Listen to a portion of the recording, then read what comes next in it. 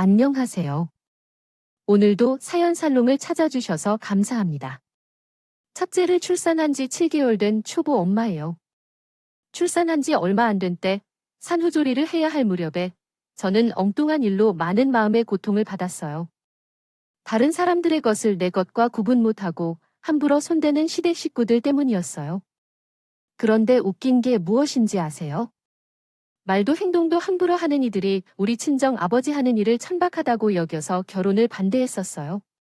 사실이에요. 우리 아버지는 한국에서 적은 희귀 직종에 종사하는데 그 덕분에 자부심을 느끼고 의사나 변호사와 같은 수준의 높은 급여를 받아요. 하지만 부모의 직업을 이중한다는 것은 자기의 직업이 아니기예요. 누군가가 결혼이 어려울 것이라고 말했을 때 제가 결혼을 포기할까도 생각했어요. 모르겠지만 남편이 중간에서 노력하지 않았다면 이렇게 됐을지도 몰라요. 우리 시부모님을 비롯해 손이 신우는 명문대 출신이라 직업도 꽤 좋습니다. 어머니는 이화여자대학교 가정학과를 졸업하고 여중에서 가정선생님으로 계셨던 분으로 아버지는 서울대를 나와 대기업을 다니셨어요. 손이와 신우는 연세대 영문과를 나와 번역가로 활동하고 있습니다. 솔직히 말해서 학벌이나 직업이 어디서든 손색이 없는 사람들이지만 아무리 좋은 대학을 나와서 좋은 직장을 다녀도 사람 자체가 저지인 것이겠죠. 남들 앞에선 고상한 척을 하는 지식인인 것 같지만 실제로는 그렇지 않았어요. 다들 알고 있겠지만 고상한 척하며 살아가는 사람들이 오히려 속은 더 구리다는 거죠. 우리 집 가족들이 그랬어요. 돈과 지위가 높은 사람들 앞에서는 너그럽고 유하게 행동하며 자신들보다 못한 사람들 앞에서는 얼마나 거만하게 행동하고 어깨를 나란히 하며 구는지 말로 설명하기 어려울 정도예요. 결혼한 지 1년도 안 된 동안 우리 친척 부모님을 얼마나 깔보고 무시했는지 정말 극단적인 정도에 이르렀어요. 그래서 지금 이 기회에 저도 결심하고 우리 집 가족들의 추악한 본 모습을 공개해서 비판할 것입니다. 이에는 이 눈에는 눈이라는 말처럼 결혼 상대방의 부모님을 한번 생각해 보시라고요.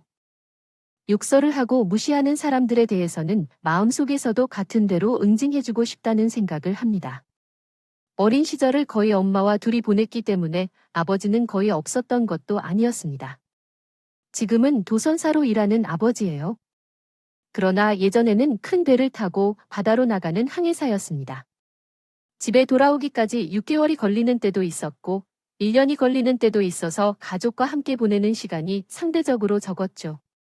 그래서 어릴 때는 아버지가 집을 떠나 해가 지나야 집에 돌아오는 모습을 볼 수 없어서 아버지가 저를 외면할 때는 속상하고 울었던 기억이 있습니다.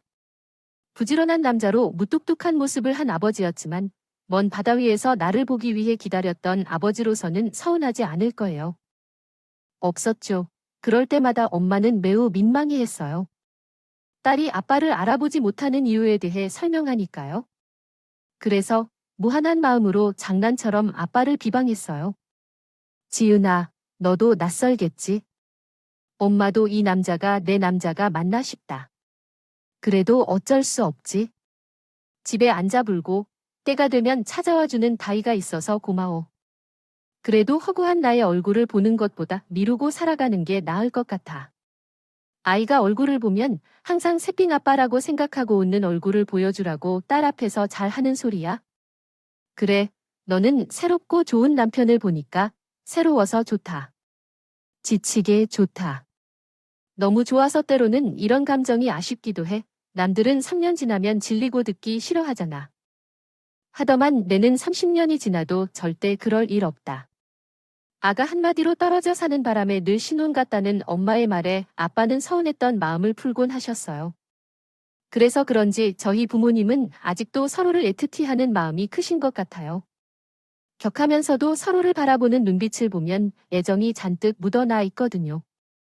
하지만 늘 이렇게 행복만 볶으며 사시는 건 아니에요.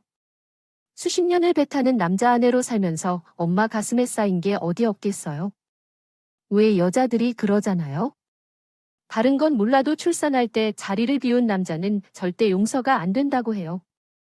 저희 엄마도 마찬가지였어요. 제가 태어나던 순간. 우리 아버지는 남태평양 어딘가에서 항해를 하고 계셨다고 해요. 그래서 제 100일이 지난 후에야 아버지는 집으로 돌아오셨고 그 이후로 지금까지도 어머니에게 한 소리를 듣고 계신 것으로 알려져 있습니다.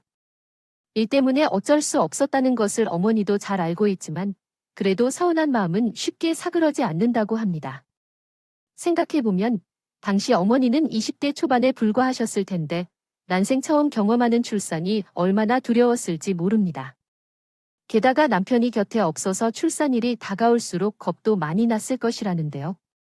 혹시 양수가 터져서 혼자 있을 때 꼼짝도 못하면 어떻게 해야 할지 불안해하던 것 같아요.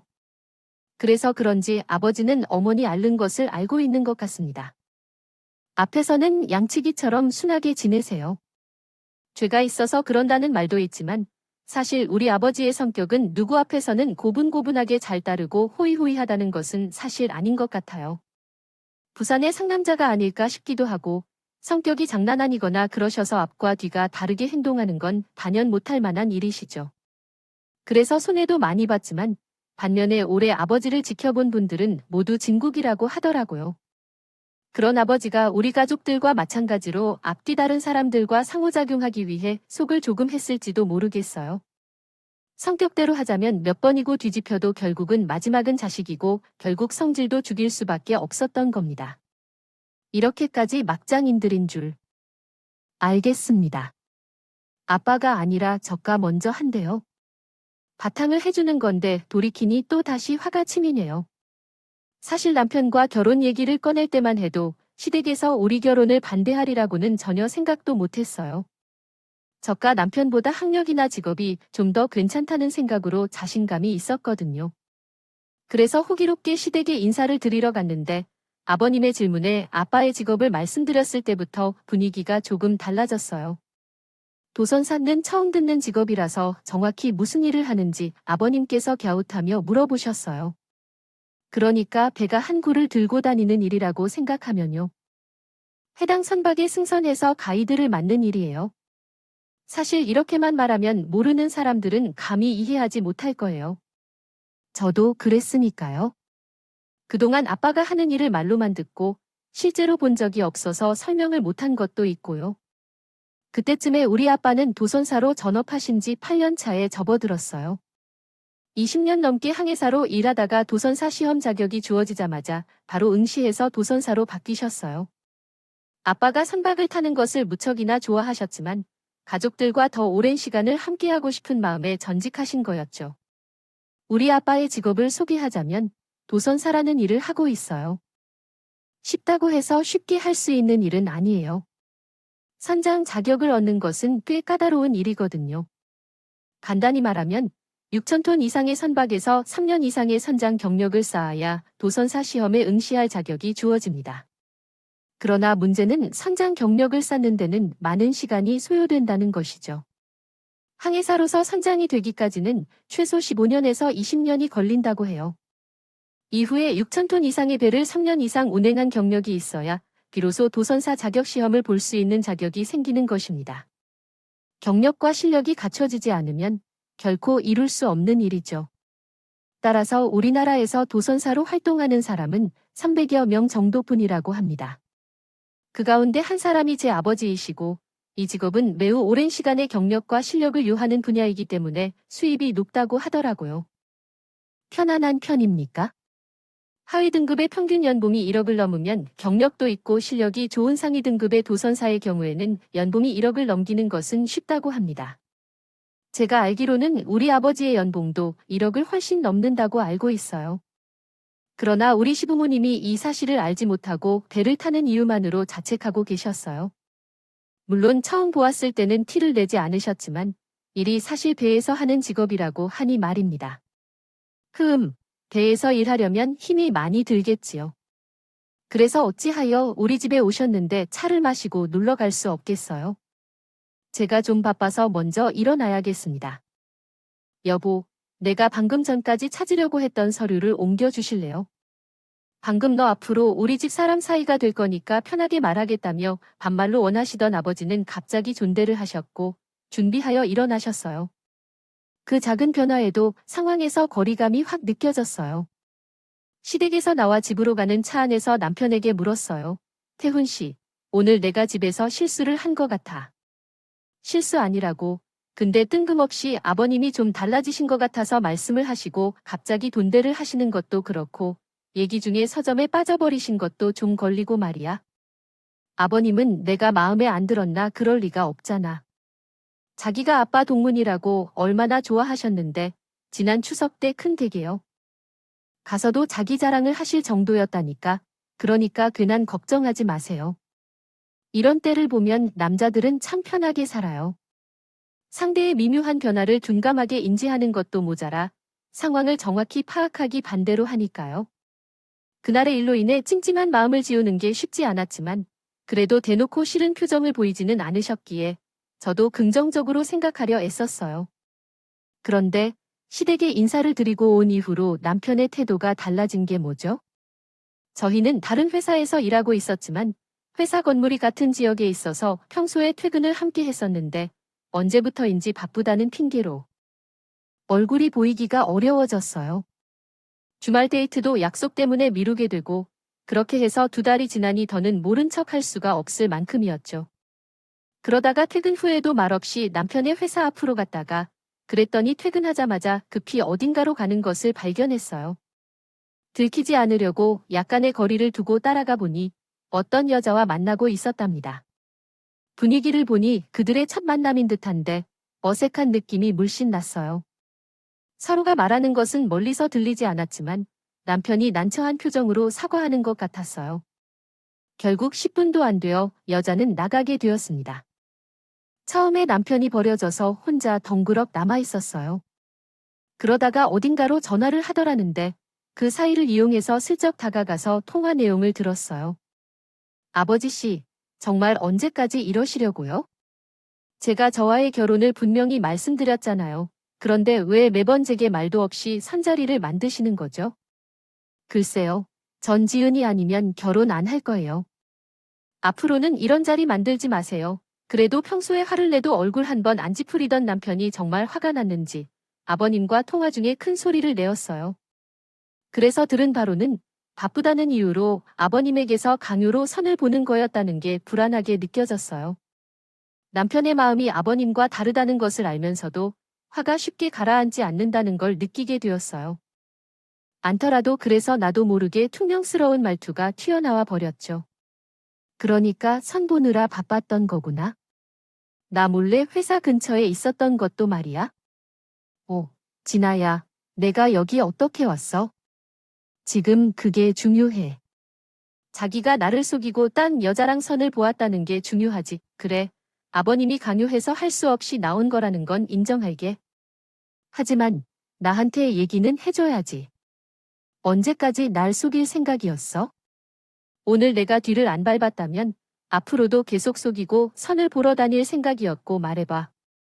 순간 너무 화가 나서 공공장소임을 생각 못하고 소리를 질렀던 자는 커피 전문점 안에 있던 손님들의 시선이 저희 두 사람에게 쏠리는 것을 느꼈어. 들었어요. 하지만 이미 칼은 뽑은 상태라서 사람들의 시선 때문에 슬쩍 넘어갈 수는 없었죠. 지은아, 내 얘기 좀 들어봐봐. 내가 화내는 거 이해해. 나라도 그랬을 테니까. 그래서 오늘은 제대로 단판 지으려고 했어. 너도 들었겠지만 아버지한테도 확실히 내 뜻을 전했고 방금 전까지 있다간 맞선 상대한테도 결혼할 사람이 있다고 확실히 말해둔 참이야. 그러니까 다른 건 몰라도 내 진심만은 알아줬으면 좋겠어. 알죠. 제가 왜 모르겠어요. 하지만 결혼이라는 게 우리 두 사람의 마음만을 앞세워서 할 수 있는 게 아니잖아요. 결혼은 집안끼리 결합하는 것이니까 그래서 거두절미하고 스트레이트로 하세요. 물었어요. 좋아. 단도 직접적으로 물을게. 아버님이 우리 결혼을 반대하시는 이유가 뭐야? 그 이유를 알아야 수습을 하든 마음을 돌리든 할 거 아니야? 뭔데? 이유가 그러자 남편은 잠시 망설이더니 기어 들어가는 목소리로 말했어요. 너희 아버님 직업이 좀 걸리시나요? 알겠지만 우리 부모님이 남의 이목을 되게 신경 쓰는 분들이거든요. 면서 돈 보는 분이라는 게 못마땅하다.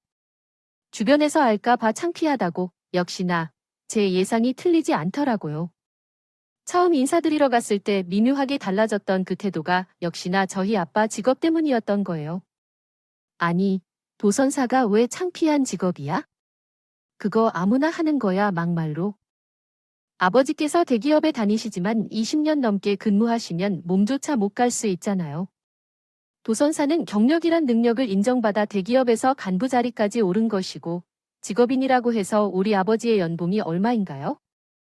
1억 원이라는데, 돈이라는 게 자기 아버지의 연봉만 1억 원이 되는 것이고, 그것을 빼면 다른 것은 없어요. 그래서 진짜 누가 누굴 창피해야 하는 거죠? 아, 1억 3천이 아니라 도선사는 직업이 이렇게 높은 연봉을 받는 것이 맞아요. 그래서 내가 말한 건 그 직업이 쉽게 가질 수 있는 것이 아니란 거예요. 모르면 자세히 물어봐야 하는데 자기 아버지는 말 한마디 않고 뒤에서 사람 뒤통수를 치시는 거죠. 수를 확인하느냐 쓰기 접근이 좋지 않는 것 같습니다. 정지문, 부모의 직업 때문에 쌀에 섞인 쭉정이 거르듯 걸러지는 꼴 동안에 우리가 사랑해서 결혼하자는 것인데 이 정도인 꼴로 거부당한다면 나 자기랑 결혼하고 싶지 않다고 말하고 싶다는 말이지요.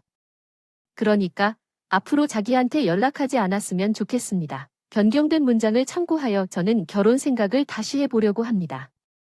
만약에 우리 아버지가 돈 없고 안정된 직업을 가진 사람이 아니었다면 나 자신이 미쳐버릴 수도 있었겠다고 생각해요.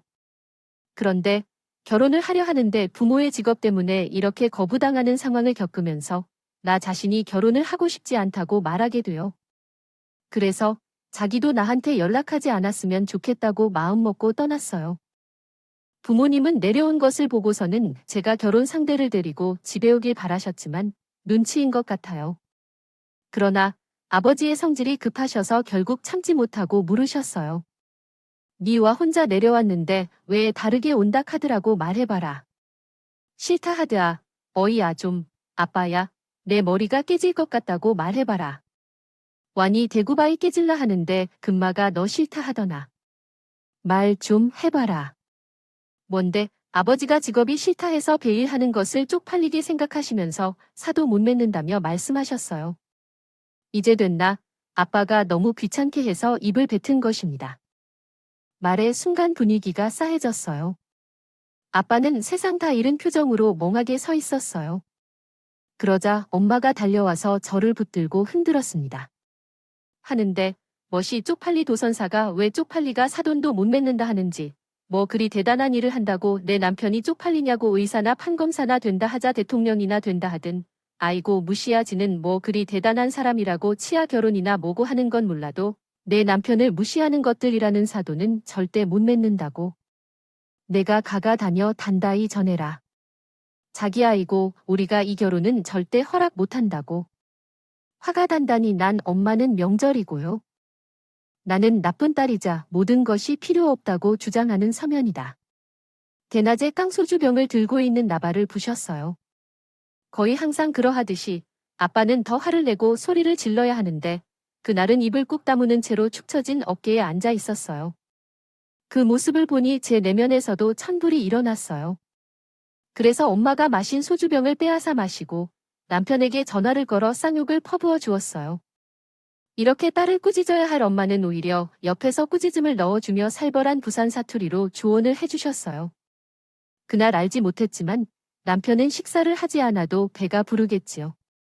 그리고 난 아침 전날 모든 것이 과음 때문에 쓰린 속을 꽉 쥐고 간신히 눈을 떴을 때 엄마와 함께 아빠가 끓여준 콩나물 해장국으로 해장을 했어요. 큰 손으로 쪽파를 다듬어 해장국 위에 뿌려주는 아빠를 볼 때 미안하고 안쓰러운 마음이 들어 코끝이 찡했어요. 아빠야 미안하다. 그래도 우리 아빠야가 세상에서 제일 멋지고 훌륭하다고 생각한다. 내 맘 알지?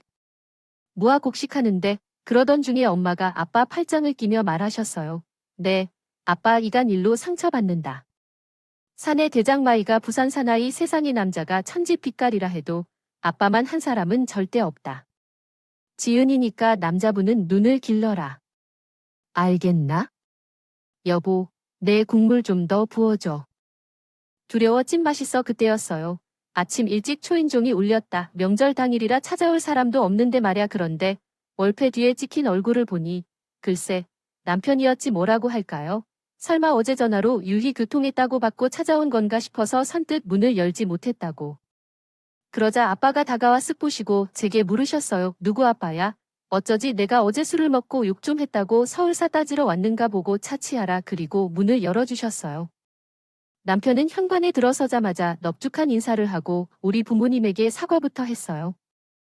명절 아침부터 연락 없이 찾아와서 선물을 전달하면서 죄송하다는 말을 하고 바로 우리 아빠의 무릎에 꿇었습니다.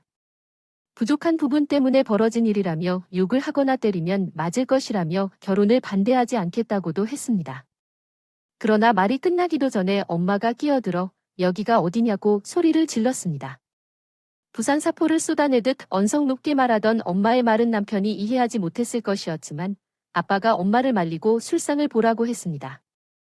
그렇게 명절 아침에 중재하기 위해 아빠와 남편이 말 한마디 없이 술을 따르는 광경을 보았습니다. 술을 마시다가 줄어 갔다가 마신 술이 정종 대병 2개와 소주 몇 병인지요. 안주도 제대로 안 먹고 술만 부어주니 엄마도 제가 걱정하게 되었어요. 결국 편은 우리 쪽이 승리하고 끝났어요. 그리고 두 사람은 안방 침대에 누워서 자게 됐죠. 다음 날에는 엄마가 해장국을 끓여서 두 남자에게 먹였어요. 해장국을 다 마신 아빠는 남편에게 어제 술자리에서 어떤 변명이든 한마디라도 했다면 그 길로 돌려보내려고 했다라고 하셨습니다. 변명 없이 모든 걸 자기 잘못으로 돌리는 태도는 마음에 들어서 이번만은 용서하겠지만 앞으로 내 딸로의 눈물 흘리게 하는 날이 온다면 그런 길로 결혼은 무엇으로 생각할지 모르겠군요. 하려면 하겠다고 말했어요. 결국 예비 장인과의 술 대결을 했다가 하루가 지나도 술 취해서 남편 때문에 깨지 않아 남편을 차에 태우고 스스로 운전하여 서울로 올라갔어요. 그렇게 술 문제로 망가진 연휴가 끝나고 시댁으로 돌아가서 그 사이에 남편을 통해 나의 아버지 직업을 알게 된 듯 아버지께서 유한 표정으로 맞아주셨어요.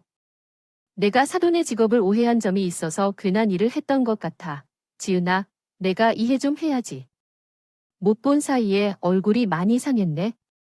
결혼을 앞둔 신부가 얼굴이 이래서야 쓴다고. 여보, 내가 지은이한테 신경 좀 이라고 말했어요. 써주세요.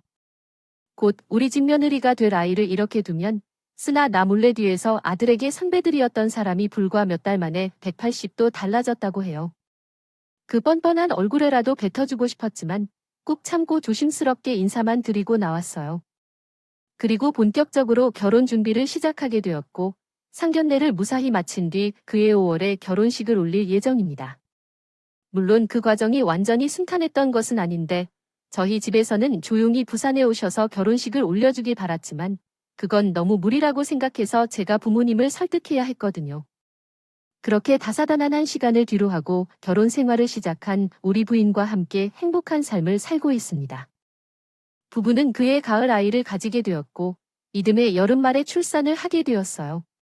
닮은 듯한 딸이었죠. 결혼식은 서울에서 열렸으나 출산과 사후조리는 친정에서 하라는 부모님의 성의에 따라 친정에서 해결하기로 했어요. 남편도 장모님이 곁에 계신다면 안심할 수 있겠다며 동의했죠. 시댁에서는 논란이 있었지만 남편이 처리했어요.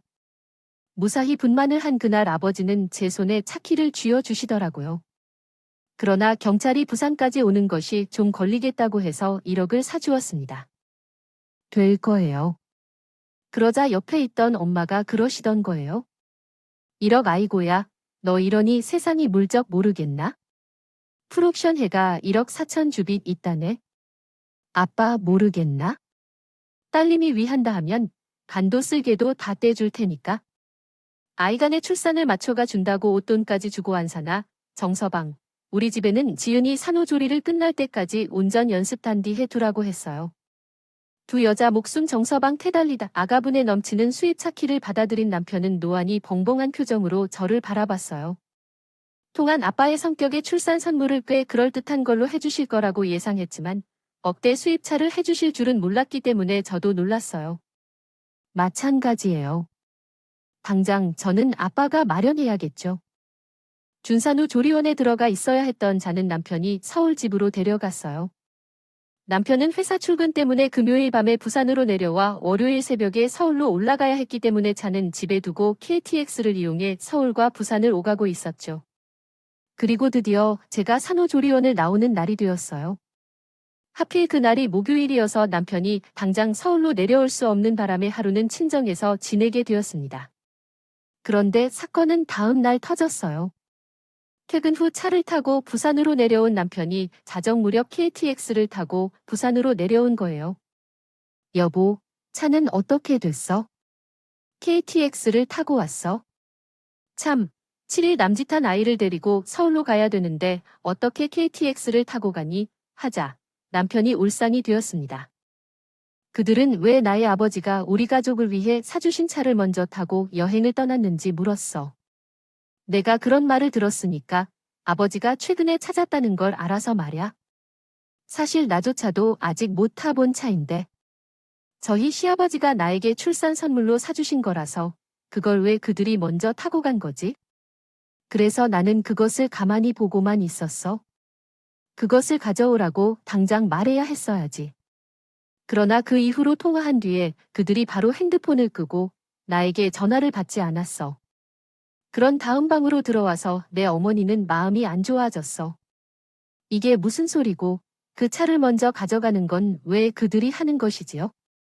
하이고 길을 닦아 두었는데 어떤 것을 먼저 가져가야 할까요? 새 차가 지나가며 봤더니 그 자리에서 그새 사라졌네요. 나는 못 산다 못 살아 상견례에 빠져 살아가고 결혼식 때도 그러고 그렇게 살아가네. 남들 앞에서는 교양 있는 척을 하며 얼마나 잘못을 범한 건지 모르겠어요. 당신도 말씀 좀 해주세요.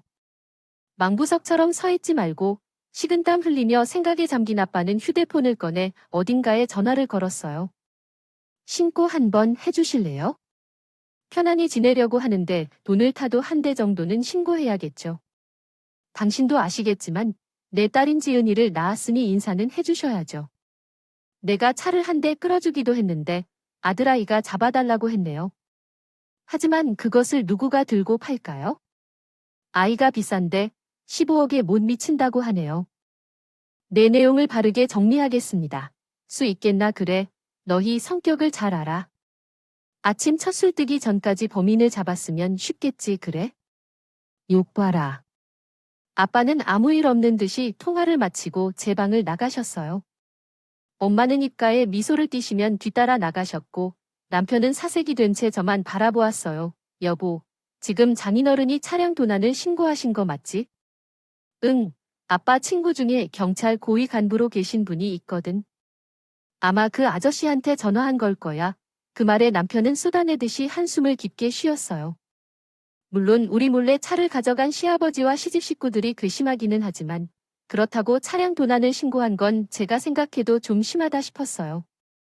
하지만 차를 사준 사람이 신고를 하겠다는데 제가 어떻게 해야 할까요? 말이 나왔으니 말인데 그동안 우리 아빠 성격에 그만큼 참아줬으면 많이 참아준 거였거든요. 자기들이 잠자는 사자의 코타를 건드린 거죠. 아무튼 그 일로 인해 남편은 밤새 잠을 이루지 못하고 전원이 꺼진 아버님 휴대폰으로 전화를 걸어 외쳤어요. 그리고 다음 날 아침 엄마가 부산에서 아침상을 차리던 무렵 아빠 휴대폰이 요란하게 울려 외쳤어요. 그래, 잡았나? 그러네. 일 좀 한대. 뭐라고 치아. 선처는 무슨 나는 그래 할 생각이 전혀 없다고 전해라. 알바 아이다. 빨간 줄을 긋던 파란 줄을 긋던 죄짓은 놈이 알아서 할 일이고 나는 내 돈 주고 산차를 훔치고 간 도둑만 하겠나? 담달해라도 해라. 내 성격 알지? 그래서요, 걷는다. 정확한 상황은 알 수 없었지만 아버님이 하시는 말만 들어도 차를 끌고 간 아버님의 신세가 상당히 안 좋아지고 있다는 것만은 확실히 알 수 있었어요. 그리고 아버님께서 전화를 끊으시자 제 남편 휴대폰이 울렸어요. 아버님이셨죠. 아버님은 밖으로 소리가 세차게 나올 정도로 고래고래 소리를 치시며 어떻게 아비를 도둑놈으로 몰 수가 있냐며 따지셨어요. 당장 차량 도난 처하면 안 두지 않겠다. 고 협박까지 하시더라고요. 그러면서 건드리지 말아야 할 선까지 건드린 거예요. 내 처가 이러라고 하냐지요. 아빠가 사주신 차를 가지고 나갔다고 시비를 걸고 전과자 만들려는 거라고 하더냐? 그래서 근본 없는 집구석이 사돈을 맺는 게 아니에요. 아이고, 이 나이에 무슨 망인지. 이놈아, 그래서 집안에 여자를 데릴 때는 그 부모를 보고 고르라고 알아야 해요. 무식하게 팽일하는 인간 딸이니 무식한 게 자아비 밖에 더 닮았냐고. 어디서 쓰레기 같은 것들이 내 인생의 구정물을 튀기러 들어갔다. 길게 말할 거 없고 내 처한 말에서 당장 차량 도난을 신고했어. 왜 대답을 안 해?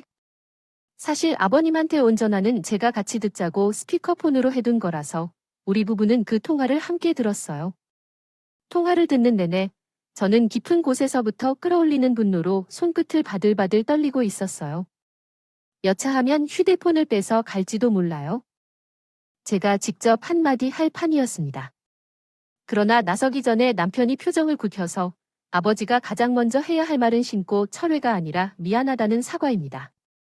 차는 제 장인어른께서 주신 것이고 타라고 주신 것도 아니고 우리 예실이를 안정하게 태우기 위해 주신 것입니다. 내 아내가 받은 출산 선물이라는 것이죠. 그러나 왜 아버지가 말도 없이 훔쳐가셔서 이야기를 만들어 가십니까? 남의 물건에 함부로 손대는 것은 어째서 자식까지 창피하게 만드십니까? 또한 전에도 말씀드렸지만 타인에 대해 제대로 알지도 못하면서 함부로 말하지 마십시오. 제 장인어른은 아버지가 무시해도 되는 분이 아닙니다. 아버지보다 더 어른스럽고 분별이 있는 분이라고 생각되어서 더는 아버지의 이중적인 행동에 이해가 안 되네요. 그동안 무시하고 피해온 것 같은데 이제는 더는 그렇게 살 수 없다고 생각해요. 아들로서 생각해도 좋고 이번 일로 인해 제 아내나 제 처에게 조금이라도 해를 입힐 수 있다면 정말 참지 못하겠다는 것을 아셨죠. 그러니까 아버지가 한 일에 대한 대가는 아버지 본인이 치셔야 하며 창피한 짓을 해서 창피를 겪으셨다면 창피를 당하셔도 남편이 전화를 끊어도 믿음이 회복되지 않아 숨이 가쁘게 쉬었던 것 같아요. 아빠가 소리치면서 놀란 딸은 울고 싶은데 아빠 대신 앙앙 울었더라고요. 그러나 이상하지 않나요? 운 딸을 향해 나아가면서도 이상하게 기분은 나빠지지 않았어요. 마치 이제야 제 남편을 제대로 찾은 기분이 들었어요. 아니, 뭐랄까요? 그날의 사건을 말씀드리자면 저희 부부는 시댁과 연락을 끊고 살고 있어요. 아차량 도난 사건은 자동차 불법 사용주에 해당돼서 벌금형을 처벌받았는데 그 차는 아버지 명의로 등록돼 있어서 친족 상도례가 적용되지 않았어요. 그래서 결국 벌금을 내야 했죠. 그리고 나중에는 엄마를 통해 들었는데 그날 아버님한테 온 전화는 우리 부모님도 밖에서 모두 듣고 있었던 것 같아요. 스피커폰으로 아버지가 하는 말을 들으신 아버님의 얼굴은 붉게 달아오르는 고구마처럼 달아들어가고 우리 엄마는 그냥 궁금해서 간섭하지 않고 계셨습니다. 해도 살벌한 욕설을 터뜨릴 것처럼 잔뜩 달려올라 있었다고 하더군요. 막방문을 열고 들어가려는 철이었을 때 제 남편이 대신 말을 해보라는 것을 듣고는 모른 척하기로 하셨대요. 자기 자식에게 그런 말을 듣는다면 다른 사람은 물론 어찌하여 제 남편이라고 하셨던 것이겠지요. 이러거나 저러거나 해도 부모에게 가장 무섭다고 하셨더라고요. 맞아요. 30년 넘게 아버지의 자식으로 살아온 제 남편이 한순간에 부모와 형제관계를 끊기로 결심한 것도 우리 딸 때문이었습니다. 더는 부모로서 창피하게 살지 않겠다는 결심이 그날의 용기를 불러일으켰으니 우리 시부모님도 제 남편의 이런 마음을 알 것입니다. 알아주셨으면 좋겠는데 말이죠. 아무튼 이번 일로 저도 많은 걸 깨달을 수 있었습니다. 부모가 된다는 것은 또 다른 세계의 문을 여는 것과 같다는 생각을 하게 됐거든요. 제 딸아이한테 창피한 부모가 되지 않기 위해서라도 더 나은 인간이 되도록 노력해야겠다는 생각을 하면서 사연을 마치겠습니다. 지금까지 제 사연을 들어주셔서 감사합니다. 매일매일 행복하세요, 여러분. 사연 댓글의 응원과 현명한 조언 부탁드립니다. 좋아요와 구독은 저에게 큰 힘이 됩니다. 오늘도 좋은 일 가득하세요.